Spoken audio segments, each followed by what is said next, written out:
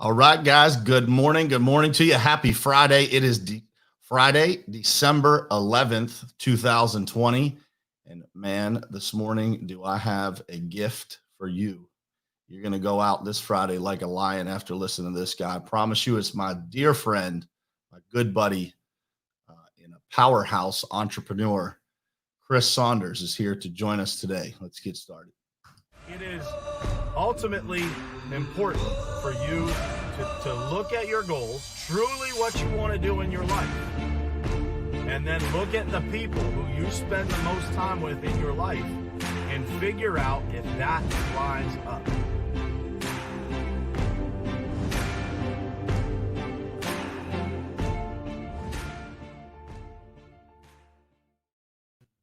All right. What's happening, man? Good morning. What is up? I want to say something real quick. The only powerhouse is you, not me. It's you. You're making false statements already this morning. I'm going to kick you off the show.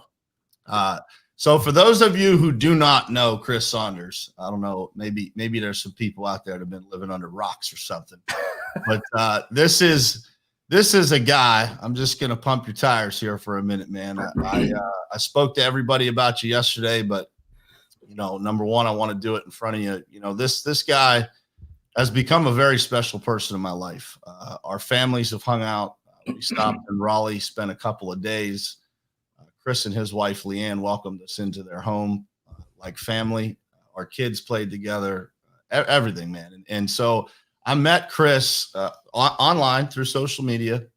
We both worked for the same company in the past. We both became entrepreneurs. And I ended up at a conference, the Arte Syndicate live event. And I walk into the room, and literally this guy is the first person that I meet.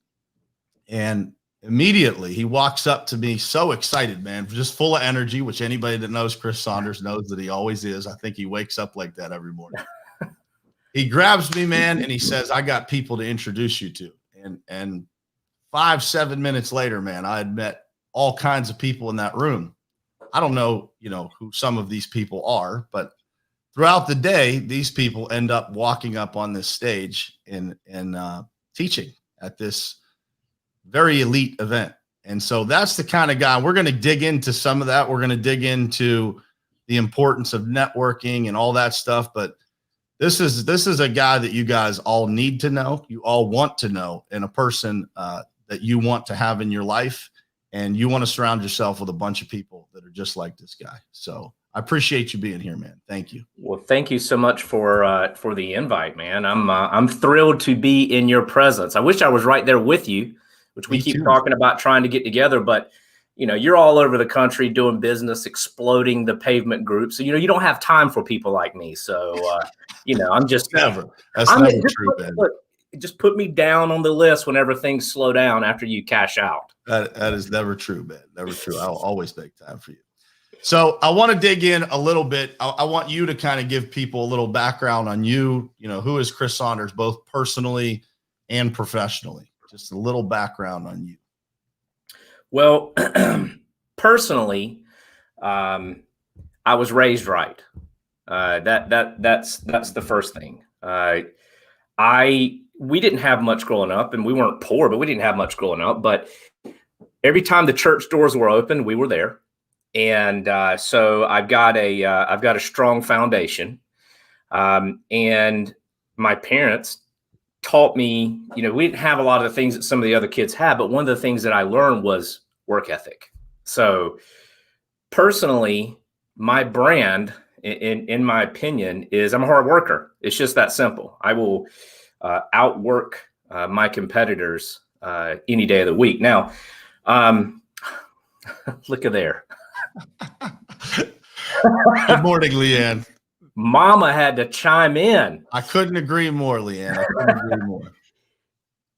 I am a family man. I'm married to that fine, smoking hot, sexy woman, Leanne Saunders there. We have 3 kids, 12-year-old Ella, 8-year-old Bailey, and 6-year-old Will. And 4 dogs, actually. We have 2 golden retrievers, which are older dogs, and we just got Crazy decision, but we did it. We just got 2 puppy French bulldogs named Hector and Julio. So that's our crew. They have their own Instagram page. They do. And those dogs are so funny. I'm a big dog guy. I've always had labs, golden retrievers, that type stuff. And my friend and business colleague, Don Rankin, who runs the mounting company that we're in the mobile business. So we source a lot of mounts and stuff. And so I went up to spend some time with them and fell in love with their little bulldogs named Duke and Ham. Little French bulldogs. And so that was it. I picked up 2 more later. But the bottom line is this.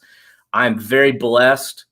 I have a wonderful family, a wonderful life, and it gets down to being raised right, having ethics, and working hard.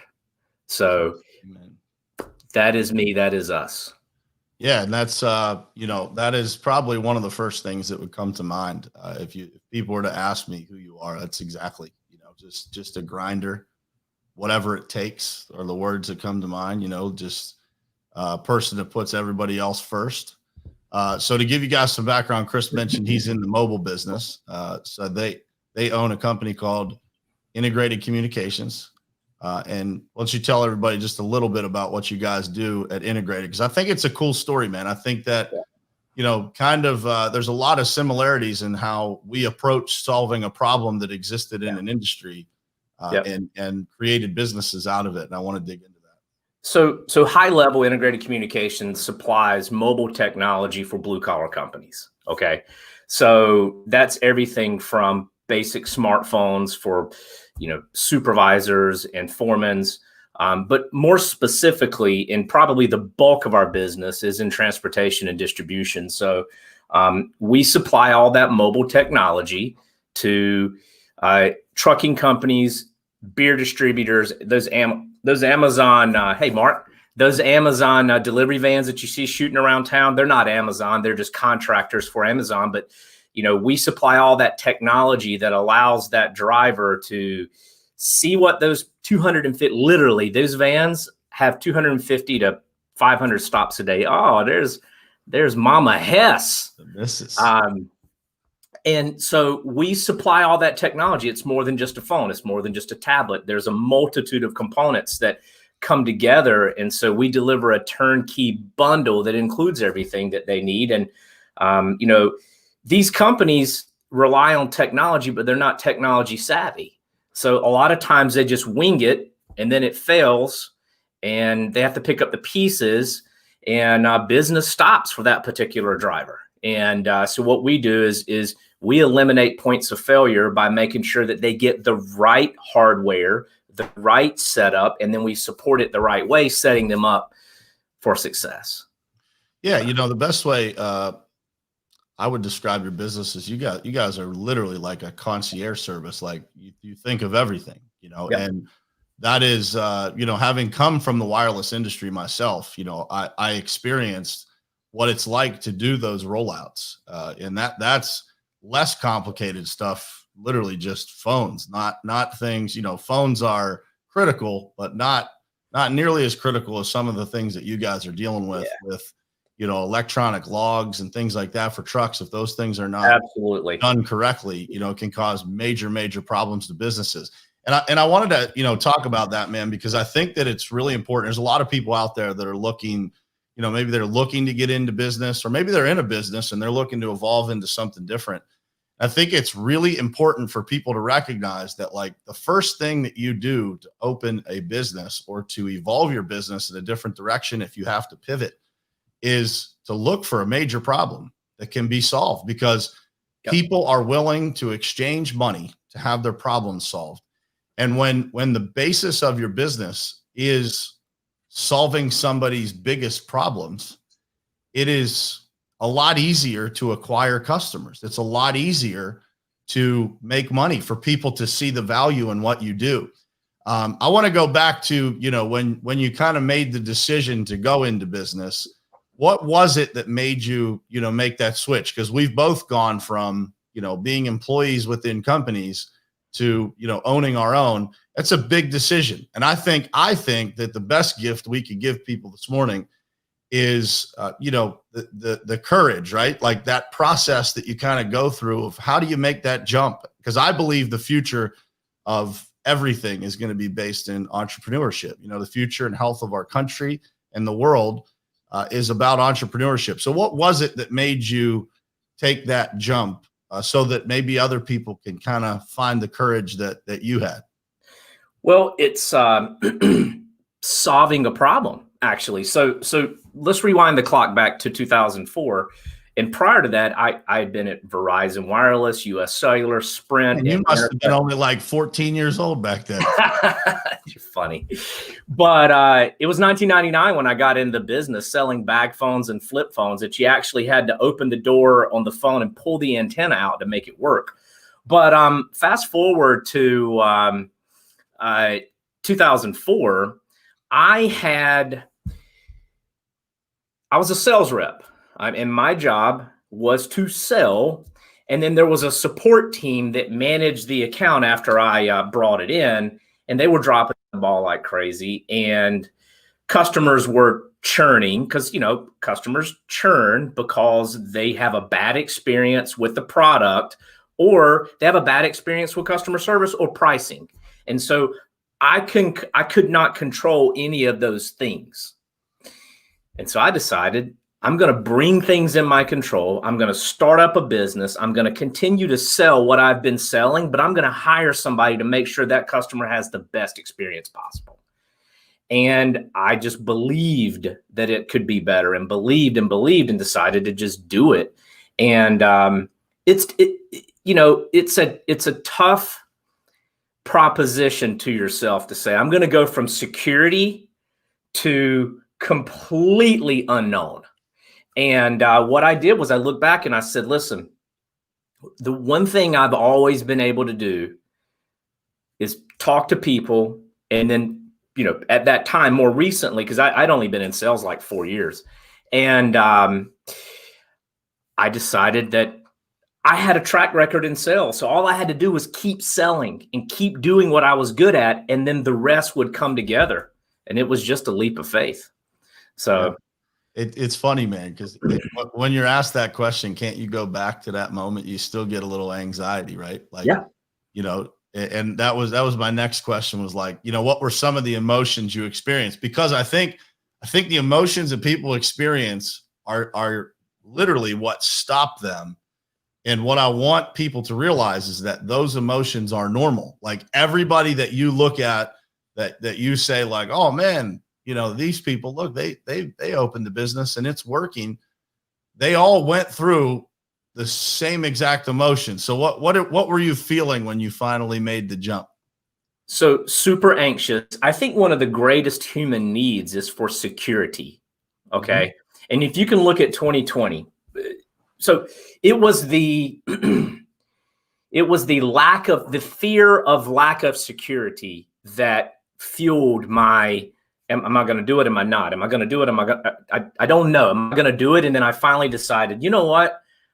I can sell ice to an Eskimo. I'm just going to do it. And the worst case scenario is any of these, there's my mama. Hey, mama. Any of these. And by the way, my mama is the one. So I grew up I came from a blue collar background. And if you look at our customers at Integrated Communications, they're almost purely blue collar. We don't have any law firms or pharmaceutical companies. It is construction, transportation, distribution, the good old boys. You know why? Because I'm a good old boy. Yep. And I speak the language and I plug right into it. But prior to 1999, when I got into business, that's all I ever did. I worked on the farm. I worked at the glass plant. I worked at the recycling center. I worked on the hog farm. And my mama gave me a newspaper, classifieds. In the classified section, when people actually looked in the newspaper for a job and said, you need to sell something because you were born to sell. And there was a US Cellular ad. I applied, and the rest is history. So my mama, number one, I was raised right. Number one, by her and my dad. And number two, she's the one who gave me the shove to look into sales. And that's why I'm here right now on this podcast. Now, anyway, it's back to that moment and the struggle of making the jump, the leap, it was the fear of lack of security. Now, how can you overcome that?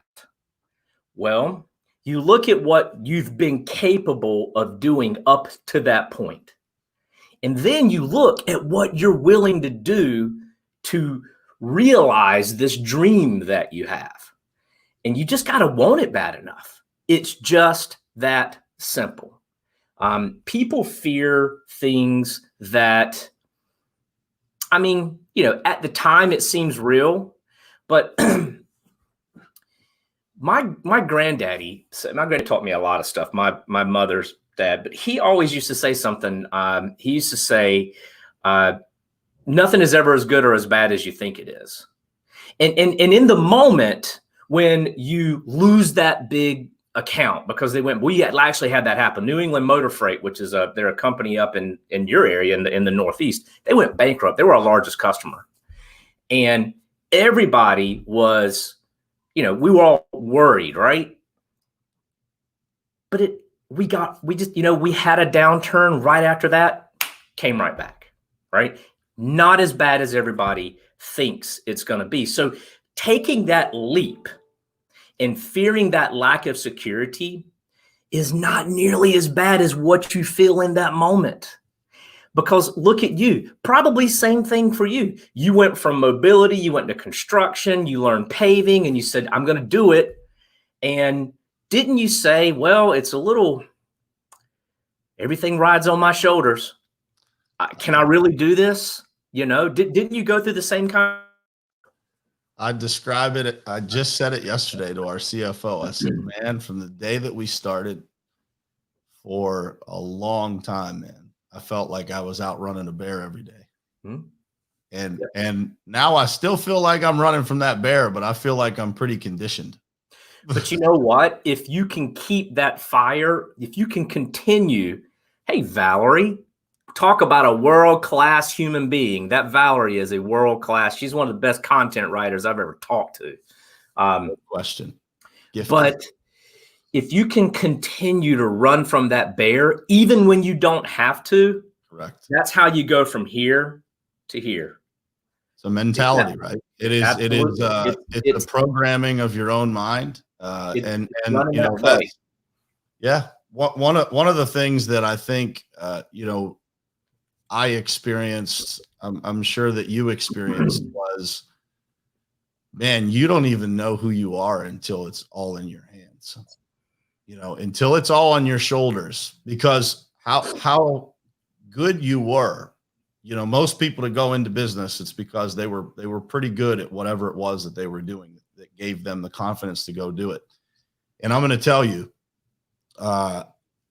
you are introduced to a whole new version of yourself that is way better than the old one. When the power is in your hands, the ability to solve people's problems, you have no restrictions, to change people's lives as the employees around you, as the people that surround you, as the leaders that surround you. It's a whole different animal, man. Like when I think about it, I got chills just talking about it, because it's the greatest gift that I've ever given myself in my life, was taking those chains off and making that jump, man. And I almost am fueled now by that bear, by that concept of like, man, I'm done running from this one. I'm going to find a bigger bear to chase me. Right.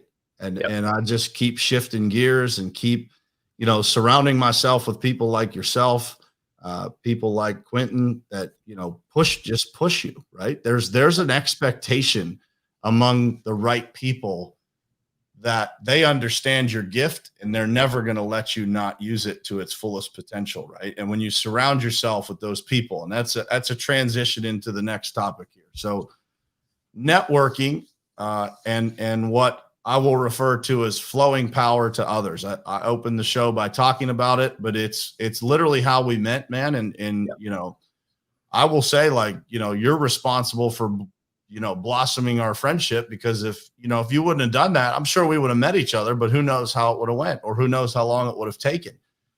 And so, you know, I want you to talk a little bit about how important you think it is for networking to be a part of people who are growing a business, people who are, evolving their business, considering starting a business. What is the importance of networking? So the statement, your network is your net worth. People they live by that, right? I don't necessarily, I agree with the statement, but I think it's overused.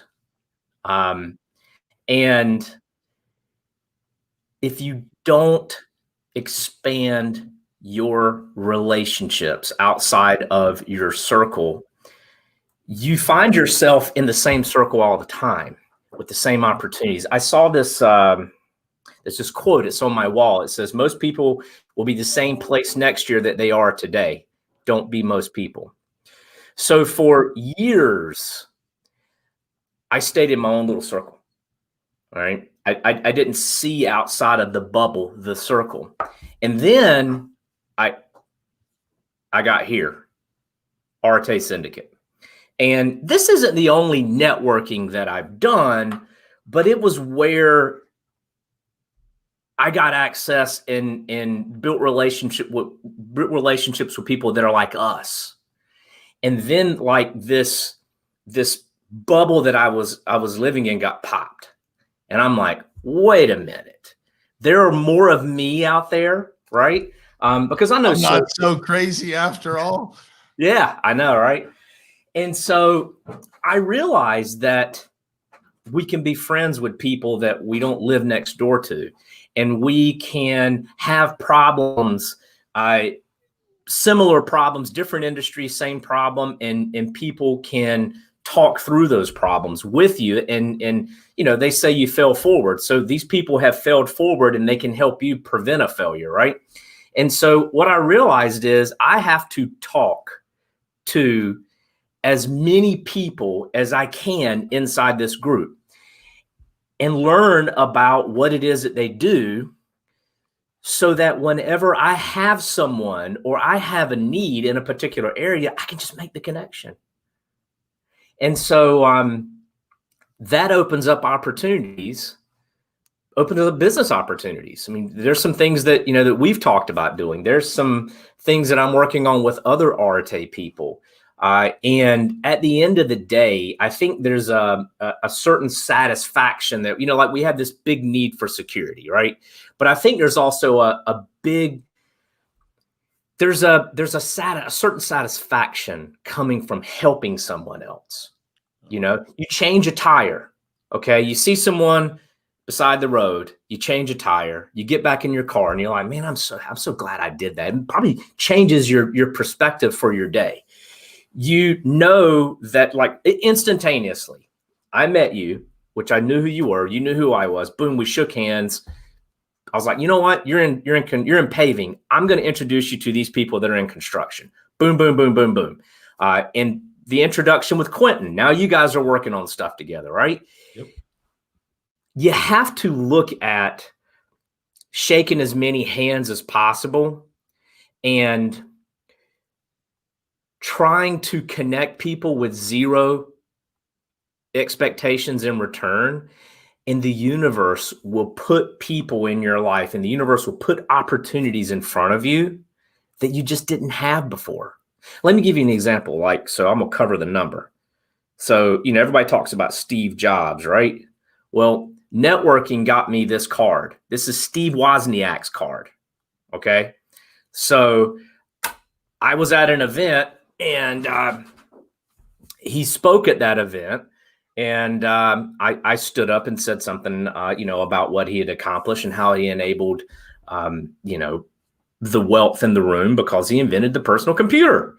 And I scored, a Legends card. Now, I'm not going to call the guy and chat with him. I mean, we've texted a couple of times, but the reality is I'm not on that guy's radar. But this, someone that would be in the tech industry that would really be able to take Steve Wozniak's card, connect with him, and grow their business, it all happened through networking. Now, I mean, again, if I were some IT shop or, some IT consulting company, I'd be geeking out right now. I'm geeking out at the fact that I got Steve Wozniak's card, not that I want to use it to grow my business, because there's really nothing in it for me.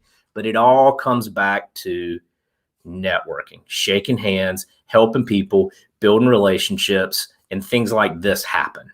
Yeah. And I think, one of the things that I think, I believe Grant Cardone actually said it first. That's probably where I heard it, but it's, he always says flow power to others. And that means if you have a platform and you're able to flow power to other people through that platform, man, the network expands. A perfect example is this morning. Like there's going to be people that watch this that aren't connected to you, that might know who you are, but they're not connected to you. Now they feel like they know you a little bit. So now our friends are going to cross-pollinate. Right. And that creates massive power, man. It creates massive support for each other's businesses, right? People start following your journey. And I can't tell you, man, how important it is. You kind of stole the thunder on my follow-up question, but I want to go a little bit further on it. Arete Syndicate for me was literally a game changer. From the standpoint of not just the people in the room, but the level of shared values that exist. And if there's one thing that I could leave you with from this conversation, Chris Saunders and I have become very good friends because even though our personalities are different, it's like seeing myself in the mirror when I talk to this guy. And don't make no mistake, the personality can be different. The values are identical. And when you get around those people that have the same values and they have the same vision, there's going to be days where Chris pushes me and there's going to be days where I'm pushing him. Right. But that is what builds great networks. That's how the power grows exponentially, by getting around those people that believe what you believe, that have the same exact values. And that is what Arete is all about. It's a group of people that are on the same mission.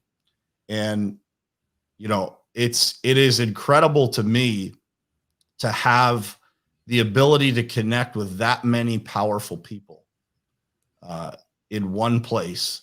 And I just wanted you to touch on kind of how that has impacted your life. Have you ever had a conversation with someone where you could feel the conversation?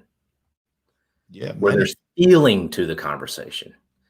That's what it's like to get a group of people who believe the same thing at their core and are on the same mission. They want to do the right thing. They want to help people. They want to make a positive impact in the world.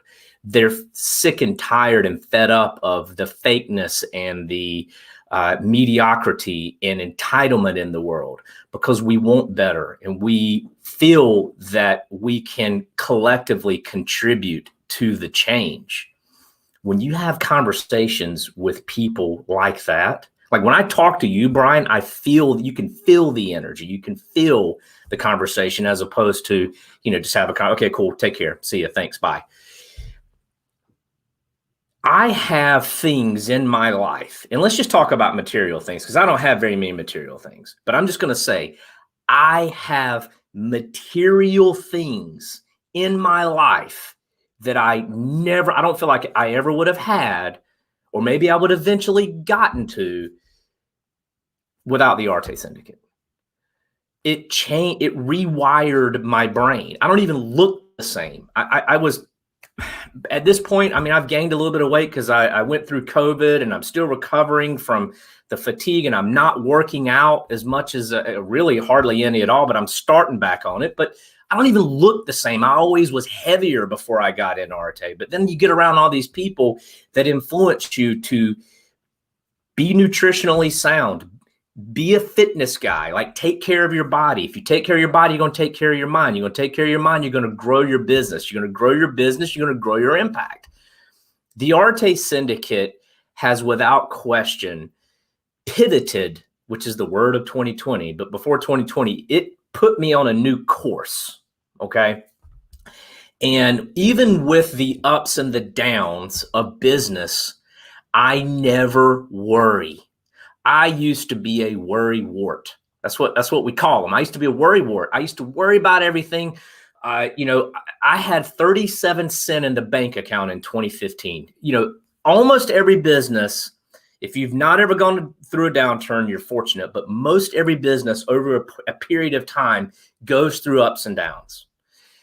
We went through a downturn in 2015 that left 37 cents in our personal bank account. And how I knew this is I went to Home Depot and I needed to buy like a triple outlet thing. You plug it in the outlet and you can plug 3 cords into a single. And I went to go buy one because we really needed one. And I swiped my credit card and it got declined. Now we had gone through, I lost one of our biggest customers. I had gone through a divorce, a couple years earlier, and we had finally settled what my wife I had to pay my ex-wife, and that was just dragging on forever. And we represented Sprint at the time, and they were rebuilding the networks. It was like a perfect storm, and we just crashed. All that stuff hit that same year. And I worried myself to death, cried myself to sleep at nights. Never gave up, though. Never gave up. So when 2020 hit and coronavirus hit this year, 75%, we're project-based, means we close a deal and then it's a rollout and it's planned and you haven't gotten your check yet. The rollout's coming. 75% of that went away. It actually didn't go away. It was like pressing the pause button because most of that business is resuming now. I never worried a single bit. I did not worry a single bit because going through the Arte Syndicate, the summits, the lessons, the people, the conversations, I realized that it's not going. What am I trying to say here? I never doubted myself and my abilities and my network a single time because I knew that if we got into money problems because of the downturn, we could call Tyler McBroom.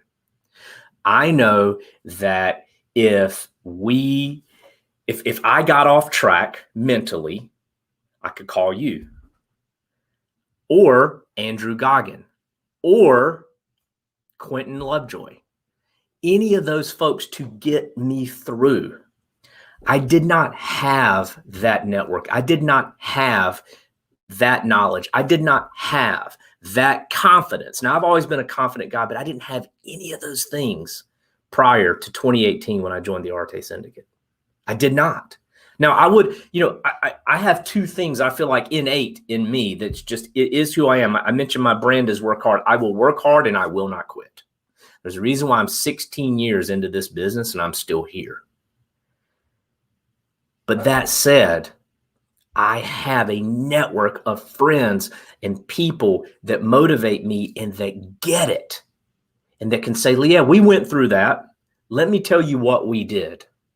Let me tell you what we did. And let me tell you what we did wrong that everybody else freaks out and does. Don't do that. Do this.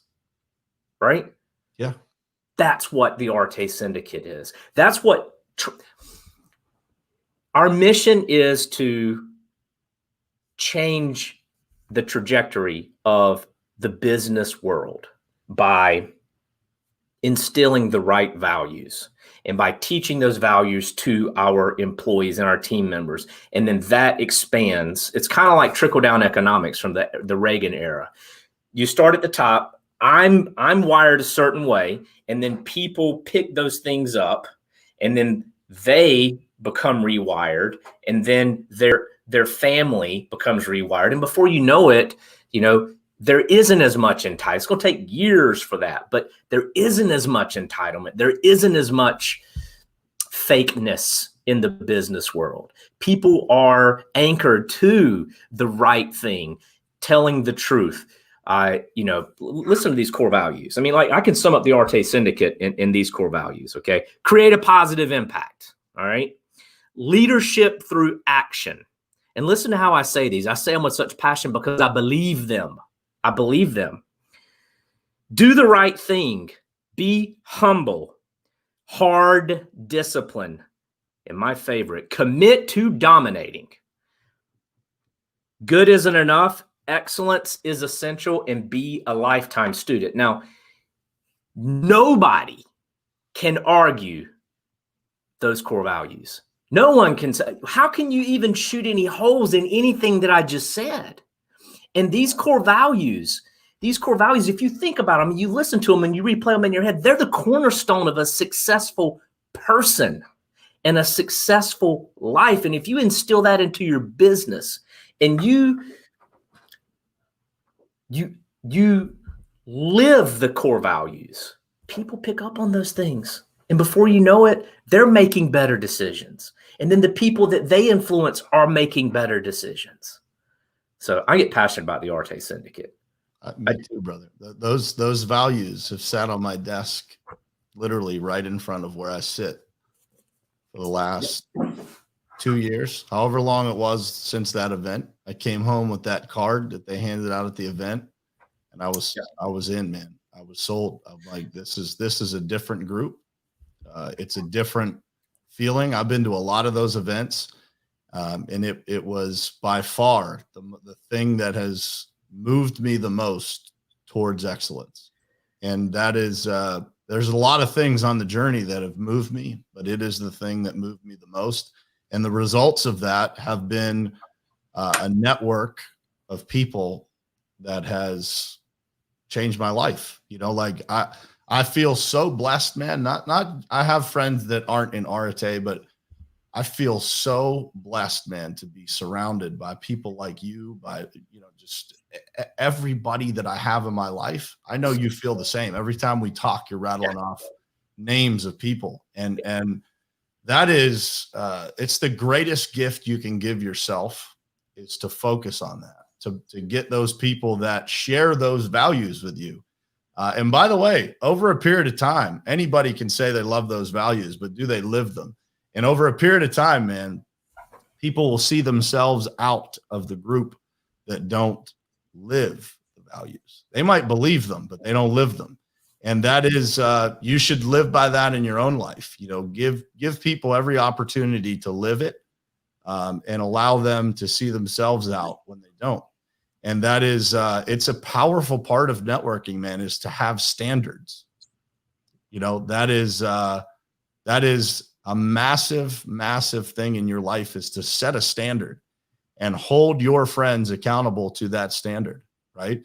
Don't ever, ever, ever. You are not a good friend if you are not reaching out when someone is in need, or you see someone that, you know, could use a conversation. It does, dude, you could be this much off track or this much off track. The conversation should still happen, right? And that is what good friends do for each other. It's what everybody, you know, all of my friends do it for me. You do it for me. That is, you do it for me. Let me jump in and say something. And I'm gonna so I have this two classifications of friends. You've got your feel good friends and your real good friends. And your feel good friends, when you go to them, and I when Leanne is talking with her friends about some issues, they're like, "Oh, I can't believe he said that or did that," or that's feel good friends. And don't get me wrong, it's good to have those, but then you have your real good friends who tell you what you need to do, who ask you, "Did you get up at 5:30 every day this week? Have you paid your dues yet? Have you worked out?" Like Andrew Goggin, almost every time I talk, "Did you pay your dues?" And you came to me 2 weeks ago, 3 weeks ago, whatever it was, right before I got COVID. And you're like, "Listen, we need to have a conversation. I'm going to put you out there. This is Brian Hess and Chris Saunders here." He's like, "Hey, man, when do you get together and talk?" And he said, "Listen, you need to get back on social." Because I pulled out I didn't pull out of social. I just stopped going on social as much, because you got the left and the right, and everybody's posting about, you know, the coronavirus results and all that stuff. And, you know, it was distracting for me. But I feel like I have, you know, a decent a decent level of contribution to social media because I see things and I'm real. When I feel something, I talk about it, I put it out there. But I stopped doing that for a little while. And Brian's like, Chris, listen, man, we need you back on social. We need you back on social. Because Brian is talking with me about all the things that he is doing with his company, with branding and all that stuff. And he's like, man, look, it works. Trust me, you need to get back on social. So, it wasn't necessarily an uncomfortable conversation, but it was one of those things where you have two type A personalities that are business owners, that are leaders, and you got one telling the other what he needed to hear. Yeah, I think it's important there for the thought process of why I called you in the first place, and it always comes from a place of care. And so to explain that, when you see someone doing something different, that's the symptom. What is the illness is the reason that I called, right? Yeah. Literally is to make sure you're doing okay, right? Like to make sure that you're just not on social because you didn't want to read about politics, but it's checking on your friends. And that is, it's an encouragement to go do the things that are going to make you more successful, of course, but it's genuinely checking on your friends. And then, when you realize that nothing's really wrong, then it's time to, post you up a little bit and give you feedback. He put his foot in my butt. He did. And when he invited me on this, when Brian invited me on this show, I was like, is this part of your plan to get me back out there? Actually, we should tell the truth. I didn't actually invite you. I just made the no, he did. I made the cover with the date and time on it and said, how's this look? Yeah, he said, how's this look? He said, this needs to happen. And I responded, when I talked to him, I'm like, is this part of your plan to nudge me back out there? No, absolutely not. I need to get you on the show. Well, listen, man, we've gone way over the time. I appreciate you giving me so much time this morning. Everybody got a ton of value out of this. I know that for sure. Just proud of you, man. Proud of who you are as a person, as a father, as a husband, as a business owner. Proud to call you a friend. And, well, that is you on here this morning. That is a two-way street. I look up to you. I'll say this. I was going back and forth with Andy. You had posted something that Andy put in his story, and actually it was a 75 hard video. Thanks, Leanne. It was a 70. You were when you came to Raleigh, we put you in the studio, and you want to talk about somebody that's Arte, that Quentin Lovejoy. He embodies Arte in every. I can call Quentin and trust him. If I accidentally killed somebody and buried their body, I could tell Quentin, and he would never tell a soul. That's actually not true because Quentin loves cops. But no, Quentin embodies Arte like 1,000%. Now, I can't remember where I was going, but okay. Something about me sharing something on Andy's story. Oh yeah. So you were in Raleigh whenever your family came over, and we had just finished 75 hard at the same time, and you got in front of the camera and talked about 75 hard, and he posted it. You put it on YouTube or something. Somebody got it to him. You posted it. And I remember telling Andy, and this is a true story, and if you don't believe me, Brian Hess, I will send you a screenshot of the exchange. I said, Andy, Quentin buried the body. That's funny. I said, Andy, I love that guy. He influences me as much, if not more, than you do. Now, that's a big thing for me to say because everybody, look, we all follow Andy. We all listen to his podcast. His podcast has changed people's lives. Brian, I mean that, like without question. There's a reason why we sign with Lead Revenue. You sign with Lead Revenue. You're getting leads. There's a reason why we sign with HubSpot. You sign with HubSpot. And guess what we're going to do in 2021? EOS. What have you done? You did Lead Revenue. You did HubSpot. You're doing EOS. So if I can close out and say, when you find somebody that is doing the things that you want to do at the level that you want to be at, and they're willing to help you. They're willing to open up and say, hey, because let me tell you something, business owners like to help other business owners, because you know what? In a business, and this is nothing against the people at my company, in a business, the owner is a lot of times the loner, because it's like you said in the beginning, they think we're crazy. So it's hard to relate sometimes. But when you find someone that is at the level that you want to be at, and they're willing to help you, they're willing to say, hey, I signed up with Lead Revenue. I'm doing this with Google My Business. I'm doing this with my blogs. And then we're funneling that stuff into HubSpot. And then I hired a guy that manages EOS. You take advantage of that and you do those things and you hold those people close. And when they need you, you do whatever they need you to do, without any expectation in return. Amen, brother. Saunders out. Thank you, brother. I love Thank you. I love you too. Thank you. Appreciate you guys being here. And we will be back, of course, bright and early Monday morning, 7:30 a.m. back here on Morning Perspective. But it is Friday, so we always say on Fridays, man, don't you guys watching this show go out like a mouse today. You go out like a lion. You ring the bell at the end of the day. You go all the way to the whistle, man. Don't cut those hours off, man. You will pay for it later. And those hours that you put in, they collect compound interest. So I hope you guys have an unbelievable Friday. Chris, thank you for being here, brother. Appreciate you. I appreciate your family. And just thank you for everything, man. Thank you. See you guys Monday morning, 7:30 a.m. Same place, same time, right here on Morning Perspective. Love you guys.